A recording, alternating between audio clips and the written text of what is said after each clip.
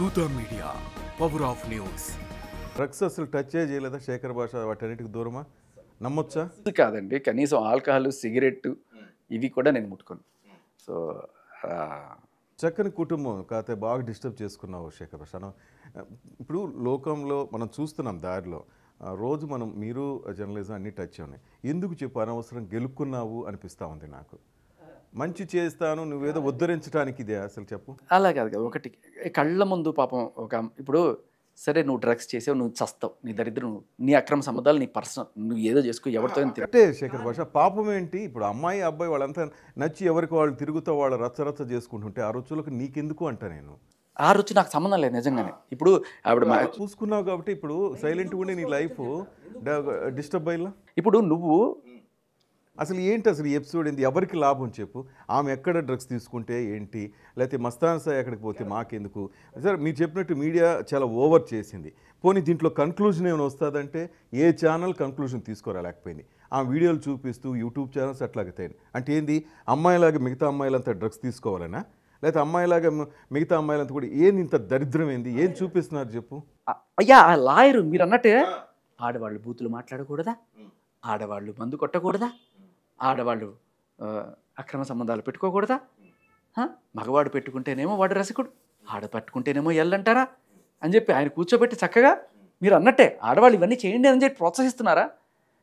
Point number 2, ఆయన సరే పక్కన పెట్టండి, ఈ స్వేచ్ఛ అని ముసుగులో ఏదైనా చేసుకోండి, అది కూడా నాకు నువ్వు డ్రగ్స్ చేసుకో, అక్రమ సంబంధాలు పెట్టుకో, నువ్వు సావు, నీ దరిద్రం నీది.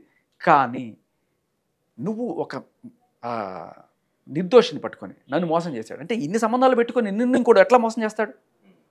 నిన్ను మోసం చేశాడని చెప్పి వాడి మీద కేసు పెట్టి వాడిని బజార్కి ఇచ్చి ఇది చేసావు. పాయింట్ నెంబర్ 1 ఇది తప్పు. అక్రమ సంబంధాలు నా ప్రాబ్లం కాదు, అక్రమ కేసులు నా ప్రాబ్లం. ఇదే నేను చెప్తున్నా. ఇంకొకటి, నువ్వు డ్రగ్స్ తీసుకొని నువ్వు చావు, అమ్మాయికి బలవంతంగా డ్రగ్స్ అలవాటు చేయడం ఏంటి? అమ్మాయి వెళ్ళి కేసు కూడా పెట్టింది కదా, ఆ ప్రీతి అనే అమ్మాయి వెళ్ళి మీడియాకి వచ్చి చెప్పింది, పోలీస్ స్టేషన్కి వెళ్ళింది. అంతా చేస్తే ఆ పోలీస్ స్టేషన్లో కనీసం కేసు కూడా తీసుకోలేదు. ఎందుకో చాలా వాళ్ళు అర్థం కాల. తర్వాత మనం చూసాం కదా, పోలీస్ ఆఫీసర్తో గొడవ దూకు, పోలీస్ అధికారితో కూడా ఇదైంది. సో ఇవాళ రాజ్ తరుణ్ మీద పెట్టిన కేసు తప్పుడు. ఏం మీకు తెలీదా? పోలీస్ స్టేషన్లో తెలీదా మీకు? పోలీస్ స్టేషన్లో తెలుసు అది తప్పుడు కేసు అని వాళ్ళకి ఆ రోజే తెలుసు. ఎందుకు చెప్పనా?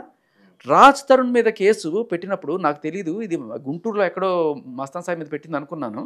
అదేదో ఎఫ్ఐఆర్ పట్టుకొచ్చాను. కానీ 6 నెలల క్రితం 9 నెలల క్రితం అదే స్టేషన్లో మస్తాన్ సాయి నేను ప్రేమించుకున్నాం, పెళ్లి చేసుకుందాం అనుకున్నాం, తర్వాత ఇప్పుడు విడిపోయాం, అయినా కూడా వాడు నా ఎంబడబడుతున్నాడు అని ఒక కేసు పెట్టింది. ఎవ్వడికి తెలియదు, వాళ్ళందరికీ తెలుసు. కానీ వాళ్ళకి తెలుసు అదే స్టేషన్లో మస్తాన్ సాయి మొగుడు తీస్తారు కదా రికార్డ్ ఎక్కడెక్కడ ఏంటని. ఇప్పుడున్న నువ్వు వెళ్ళి ఒక కంప్లైంట్ ఇస్తే ముందు వెనక చూడకుండా ఎఫ్ఐఆర్ చేసేసి అవతల వాళ్ళు పరువు తీసేసి బజార్ని పడేస్తావా? అంటే నీ చేతిలో ఎవరో అధికారులు ఉన్నారు కదా, లేకపోతే వాళ్ళని ఏదో రకంగా వాడుకొని కేసులు పెడుతూనే ఉంటావా? ఈరోజు ఏమైంది అది? సో ఇది నా మెయిన్ ప్రాబ్లం ఏంటంటే, వాళ్ళ చావు వాళ్ళు చేస్తారు, డ్రగ్స్ చేసి నువ్వు చేస్తావు, నీ అక్రమ సంబంధం నువ్వు పోతావు. కానీ వేరే వాళ్ళ అనవసరంగా వాళ్ళని బ్లాక్మెయిల్ చేయడము, ఎక్స్టార్షన్ చేయడము, కేసులు పెడతానని బెదిరించడము, ఇవి తప్పు. సో అక్కడితో ఆగలేదు ఆవిడ. మీరు ఆ పోలీస్ ఆఫీసర్తో సంబంధం ఉంది, సరే ఏమి చట్ట పట్టాలు వేసుకుని తిరిగితే కనబడకుండా ఉంటుందా? ఎవరో ఒకళ్ళు చూసుంటారు. తర్వాత మీడియా వాళ్ళు ఎవరో అప్రోచ్ అయినట్టున్నారు, ఏమ్మా ఏంటి పనులు అన్నట్టుగా చెప్తే మీడియా వాళ్ళతో మాట్లాడుతాను, కాప్స్ని ఉంచుకున్నట్టే నిన్ను కూడా ఉంచుకుంటాను, నాకు జస్ట్ నువ్వు ఇన్ఫర్మేషన్ ఇచ్చి నన్ను కాస్త జాకిలు పెట్టి లేపుతుండు మీడియా వాళ్ళతోటి.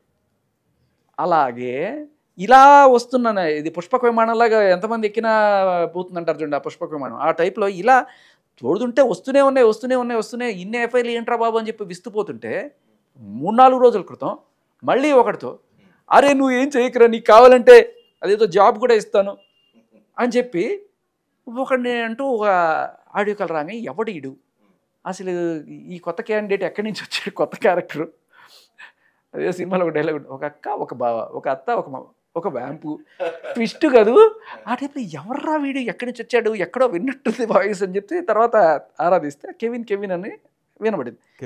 ఎవరి కెవిన్ అంటే, నాకు ఎక్కడో నాకు టీవీ ఛానల్లో ఇంటర్వ్యూ ఇస్తూ నన్ను ఒక అమ్మాయి అన్యాయం చేసింది అని చెప్పి తన బాధ ఏదో చెప్పుకున్నాడు.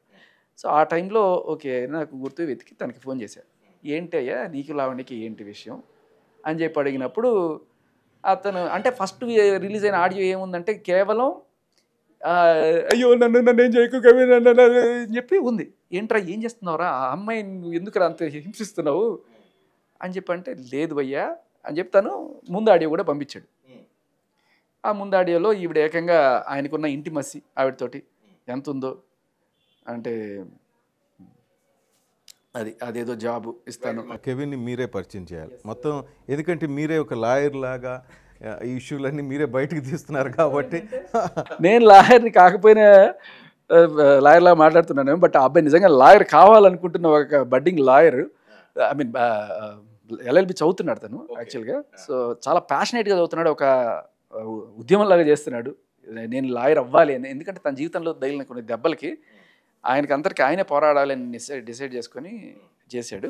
బట్ ఈ క్రమంలో ఆయనకి లావణి ఎప్పుడు పరిచయం అయింది, ఎక్కడ పరిచయం అయింది, అది అంతా ఆయన చెప్తేనే బాగుంటుంది. నేను చెప్పను. Welcome Kevin, please join us. Right brother. Shekhar Basha garu చెప్తున్నట్టు లావణ్య ఎపిసోడ్లో మరో కొత్త ఏమందాం శేఖర్, కొత్త క్యారెక్టర్ అందామా? ఎందుకంటే చాలా ఉన్నాయి.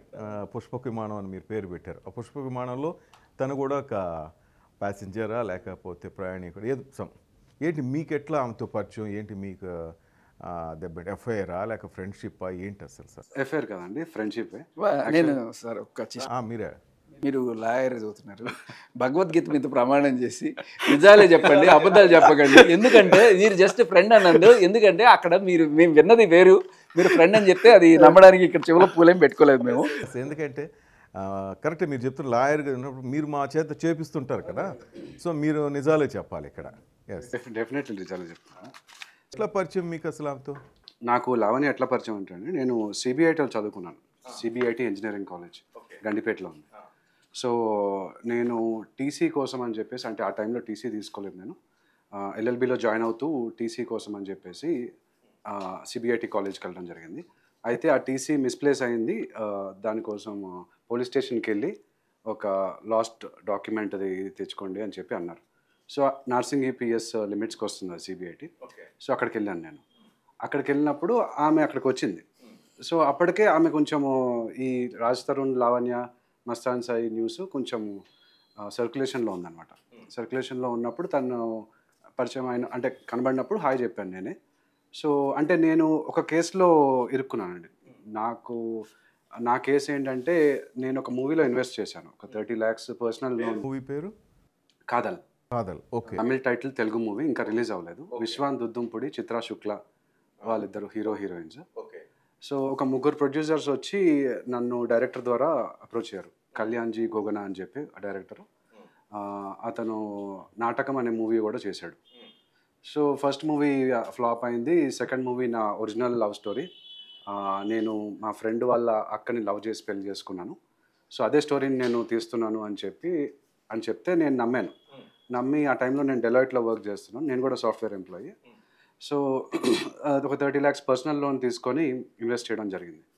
ఇన్వెస్ట్ చేసిన తర్వాత మూవీ కాస్త ముందుకెళ్ళింది. మళ్ళీ బడ్జెట్ ఇష్యూస్ వల్ల ఆగిపోతే మళ్ళీ మనీ ఇన్వెస్ట్ చేయమన్నారు. నేను మిడిల్ క్లాస్ ఫ్యామిలీ నుంచి వచ్చానండి. సో మా ఫాదర్ సెంట్రల్ గవర్నమెంట్ ఎంప్లాయీ, మా మదర్ హౌస్ వైఫ్. సో నా దగ్గర అంత మనీ లేవు, మనం వేరే కొత్త ప్రొడ్యూసర్ని యాడ్ చేసుకుందాం. ఆల్రెడీ ముగ్గురు ఉన్నారు, నేను 4వ వాడిని, 5వ వాడిని ఎవరిని యాడ్ చేసుకుందాం అని చెప్తే, నాకు తెలియకుండా ఒక కొత్త ప్రొడ్యూసర్ కిరణ్ రెడ్డి మందాడి అని, నేనే రాజు నేనే మంత్రి మూవీకి ఆయన one of the producer. Suresh Babu గారితో కలిసి ఆయన చేశారు. భరత్ చౌదరి గారు, సురేష్ బాబు గారు, ఈయన రానా గారి మూవీ, అది తేజ డైరెక్షన్. తేజ గారు. అయితే సో అట్లాగా ఆయన దగ్గరికి వెళ్ళి ఈ మూవీని అమ్మేయడం జరిగింది. అంటే నేను వన్ ఆఫ్ ద ప్రొడ్యూసర్ అని చెప్పకుండా అమ్మేయడం జరిగింది. సో తర్వాత నాకు ఇన్ఫర్మేషన్ మేనేజర్ ద్వారా తెలిసిన తర్వాత నేను ఆ కొత్త ప్రొడ్యూసర్ కిరణ్ రెడ్డి గారి దగ్గరికి వెళ్ళి ఇట్లా అయింది అని చెప్పి నా డాక్యుమెంట్స్ అన్ని ప్రూఫ్స్ చూపించాను. ప్రూఫ్స్ చూపించిన తర్వాత నేను క్లియర్గా అడిగాను డైరెక్టర్ని, కానీ వాళ్ళు నాకు ఇన్ఫర్మేషన్ చెప్పలేదు, నువ్వు ఉన్న విషయము దాచేశారు. సో నువ్వైతే వాళ్ళ మీద కేసు పెట్టుకో, నేనైతే మూవీ కంటిన్యూ, అంటే నేను యాక్చువల్గా మూవీలో కంటిన్యూ అవుదాం అనుకున్నాను. అంటే నాకు ఒక మూవీ రోల్ ఇస్తాను ఇవి అని చెప్పేసి వాళ్ళు ఇట్లాగా మోసం చేయడం జరిగిందనమాట. బట్ నేను పెద్ద పెద్ద ప్రొడ్యూసర్స్తో చేస్తాను, నీలాంటి చిన్న ప్రొడ్యూసర్స్తో చేయను, కొత్త వాళ్ళతోటి అని చెప్పేసి అన్నారు. సో అందుకని నేను వీళ్ళపైన, పాత ప్రొడ్యూసర్స్ పైన, కాసిం వల్లి, తర్వాత వల్లి చైతన్య, హర్ష గద్దం శెట్టి అనే ముగ్గురు ప్రొడ్యూసర్స్, వాళ్ళపైన 2021లో క్రిమినల్ కేసు, నాచారంలో ఉంటాను, నాచారం పిఎస్లో క్రిమినల్ కేసు వేయడం జరిగింది. 2022లో civil case, money recovery case వేయడం జరిగింది. అయితే ఆ మనీ రికవరీ కేసు పట్టుకొని నేను ఒక పెద్ద అడ్వకేట్ దగ్గరికి వెళ్ళానండి, కావేటి శ్రీనివాసరావు గారని. ఆయన ఒక అడ్వకేట్ అమ్మాయిని పరిచయం చేశారు. ఆ అమ్మాయి పేరు శ్రావ్య. రాబియా. ఓకే.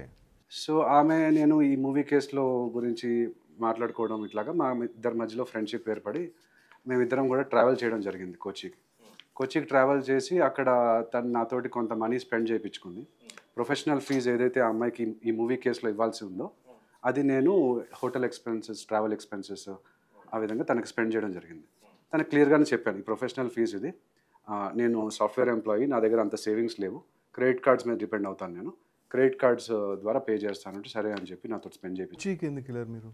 ఆమె ఒక డివోర్స్ కేసు పని మీద వెళ్ళిందండి, వేరే క్లయింట్ డివోర్స్ కేసు పని మీద వెళ్ళింది. అట్లాగా నన్ను పిలిచింది అక్కడికి. ఆబ్వియస్గా నాకు తను వెళ్తుందని తెలియదు కదా, తనే నాకు SMS పంపించడం. శేఖర్ భాష గారు మీరు నోట్ చేసుకోవాలి పాయింట్స్ అని, తర్వాత నేను అడుగుతాను. అదే మళ్ళీ నువ్వు ప్రమాణం చేసి నిజం చెప్తానంటున్నావు, ఫ్రెండ్షిప్ అంటున్నావు. ఇది శ్రావ్య గురించి. రైట్, ఓకే, నో ప్రాబ్లం, మీరు కంటిన్యూ చేయండి. నేను నీకు సో అట్లాగా ఫ్రెండ్షిప్ కాదు, కొంత అంతకు మించి ఏదో జరిగింది మీ మధ్య. ఫ్రెండ్షిప్ నుంచి లవ్గా డెవలప్ అది క్లారిటీ ఇచ్చేయండి, ఎందుకంటే స్టోరీ మాకు ఎక్కువ అవసరం లేదు, క్లారిటీగా కటింగ్ ఇచ్చేసేయండి, అర్థమైపోతుంది. మొత్తం మీద మీ దగ్గర ఆమె చాలా డబ్బులు వాడుకుని మిమ్మల్ని మోసం చేసింది ఫైనల్, అంతేనా? సినిమా అది వచ్చిన తర్వాత తను వాళ్ళ కమ్యూనిటీ, వైశ్య కమ్యూనిటీలో ఆమెకి ఒక సైంటిస్ట్ దొరికాడని చెప్పేసి నాతోటి బ్రేకప్ చేద్దాం అనుకుంది. అయితే నేను ఏదైతే ప్రొఫెషనల్ ఫీజు డబ్బులు ఇచ్చానో ఆ డబ్బులు నాకు రిటర్న్ చేసేమని అడిగాను. ఎంత, హౌ మచ్ అమౌంట్? 1 lakh వరకు ఖర్చు అయింది. అంటే ఒక మిడిల్ క్లాస్ అబ్బాయికి, మిడిల్ క్లాస్ పర్సన్కి అది ఎక్కువ అమౌంటే. కానీ మీరు చదువుకున్నారు కదా, మంచి చదువుకున్నారు. డెఫినెట్లీ చదువుకున్నాను, కానీ అప్పటికే ఆల్రెడీ ఈ మూవీ కేసు వల్ల నేను పర్సనల్ లోన్ అప్పులో ఉన్నాను. సో అందుకని ఆ మనీ నాకు ఇంపార్టెంట్, అది మా మదర్ ప్రాపర్టీ అమ్మిన మనీ, అది ఆ మనీ తోటి నేను క్రెడిట్ కార్డ్ అప్పు కొంత తీర్చాను. సో అందుకని అక్కడ ఎమోషనల్ అటాచ్మెంట్ ఉంది అక్కడ, మా మదర్ ప్రాపర్టీ మనీ అని చెప్పేసి. సో అందుకని అడగడం వల్ల ఆ అమ్మాయి నా పైన ఒక కేసు పెట్టడం జరిగింది. జనవరి 2024లో ఒక రాంగ్ కేసు పెట్టింది తను, చిక్కడపల్లి పోలీస్ స్టేషన్లో పెట్టింది. ఇది అంతా FIR కేసు ఇవన్నీ కూడా తెచ్చుకున్నాను. సో రాంగ్ కేసు పెట్టిందని చెప్పేసి నేను ఇది FIR క్వాష్ వేసుకున్నాను యాక్చువల్గా నేను. ఓకే. సో తర్వాత బార్ కౌన్సిల్లో కంప్లైంట్ ఇవ్వమని చెప్పి ఒకళ్ళు చెప్తే బార్ కౌన్సిల్లో కంప్లైంట్ ఇచ్చాను. ఇచ్చినందుకు మళ్ళీ సెకండ్ FIR వేసేసింది, రాంగ్ FIR, మళ్ళీ రిటాలియేషన్ అనమాట. ఇది రాంగ్ FIR పెట్టినందుకు నేను బార్ కౌన్సిల్లో కంప్లైంట్ ఇస్తే మళ్ళీ రెండోది FIR వేసేసింది. ఆ FIR వేసిన తర్వాత నేను మళ్ళీ మీడియాకి రావడం జరిగింది. నేను యాక్చువల్గా అంటే ఇక్కడ నేను ఆల్రెడీ ఒకసారి మోసపోయిన తర్వాత ఆ అమ్మాయి అడ్వకేట్ దగ్గరికి వెళ్తే మళ్ళీ ఆ అమ్మాయి నన్ను మోసం చేసింది అని చెప్పి నేను ప్రెస్ కాన్ఫరెన్స్ అవి పెట్టుకొని చేయడం వల్ల మళ్ళీ థర్డ్ FIR వేసేసింది. సో అట్లా FIR మీద FIR వేసి నా మీద రాంగ్ FIR ఎన్ని వేసారు? 3 FIR వేసింది. ఇది సైబర్ క్రైమ్ FIR, ఇది ప్రతిదీ రాసుకున్నాను. ఇప్పుడు అంటే కేవలం 1 లక్ష రూపాయలు మాత్రమేనా, ఇంకా ఏదైనా మీతో? 1 లక్ష రూపాయలు ఆమె మోసం చేస్తాను. సో అయితే ఈ కేసు అంతకుముందు మీరు ఆ సినిమాకి సంబంధించి కొంత అమౌంట్ లాస్ అయ్యారు, 30 లక్షలు లాస్ అయ్యాను. అది ఇంకా ఫైట్ చేస్తున్నాను. ఆ 30 లక్షల కోసం మీరు వెళ్ళి అనవసరంగా 1 లక్ష రూపాయలకు ఈ కేసులో ఇరుక్కున్నారు. మీలాగే సేమ్ శేఖర్ భాష ఇంట్లో ఉన్న శుభ్రంగా ఉన్నాడు అతను, తెలుసా? అదే క్వశ్చన్ ఉండింది, నన్ను కూడా అదే క్వశ్చన్ అడిగారు, బురద అని తెచ్చుకున్నాడు ఆయన. ఇప్పుడు అదే క్వశ్చన్ నేను కూడా అదే అడుగుతాను ఆయనకి, నాకు ఎందుకంటే అది రిలేషన్. తను అంటున్నారు సిగ్గు శరం లేదు మీడియాకి అనేసి. నేను కూడా అంటున్నా మీడియా తరపున, మీకు అసలు సిగ్గు శరం ఉందా, బుద్ధి ఉందా అసలు మీకు అని నేను అడుగుతున్నా. ఇంత చదువుకున్నారే మీరు, అసలు మీ ఇంట్లో ఏమనుకుంటారు? నేను శేఖర్ని అడుగుతున్నా, శేఖర్ మీ భార్య ఎంత బాధపడి ఉంటుందబ్బా, అమ్మా నాన్న ఎంత బాధపడి ఉంటారు చెప్పు. బాధ కాదండి, అసలు ఎంత డ్యామేజ్ చెప్పు నీ లైఫ్కి. అసలు డ్యామేజ్ అంటే ఇప్పుడు ఒక దీనికోసం పోరాడుతున్నప్పుడు వెళ్తే మంచి పనే, కానీ శేఖర్ మనకి తెలుస్తుంది కదా సమాజం. ఉదయం లేస్తే నువ్వే చెబుతావు బ్రదర్, అందరినీ ఉత్సాహపడతావు, జాగ్రత్త అని చెప్తావు. ఒకటి ఏంటంటే ఎవడెట్లా పోతే మనకేంటి, రాజ్ తరుణ్ ఆయన కేసు ఆయన పోతే, but they are now what safe కదా, వాళ్ళంతా హ్యాపీగా ఉన్నారు కదా. ఎక్కడండి కేసు ఇంకా ఉంది, రాజ్ తరుణ్ మీద కేసు అలాగే ఉంది. వాళ్ళు హ్యాపీ కదా, వెళ్ళిపోతూ ఉంటారు వాళ్ళకి నెమ్మదిగా. ఒక డిస్టర్బెన్స్ మళ్ళీ లేపు వెళ్తారు. అంటే సరైన టైంలో ఒక మనిషికి నిలబడకపోతే వాళ్ళు ఆత్మహత్యలు కూడా చేసుకుపోయే ప్రమాదం ఉంది. నాకు ఇప్పటికీ మీరు ఆ రోజు రాజ్ తరుణ్ పక్కన లేకపోతే మనం వేరే ఘోరం చూసేవాళ్ళం అంటవా? అంత డిప్రెషన్లోకి వెళ్ళాడా? ఎక్కిపోయాడు మనిషి, ఈ మీడియా ముందుకు వచ్చి ఫేస్ చేసే ఇది కూడా లేదు. హాయ్, నేను మీ RP Patnaik. Please subscribe to Dootha media. For more updates please subscribe Dootha media.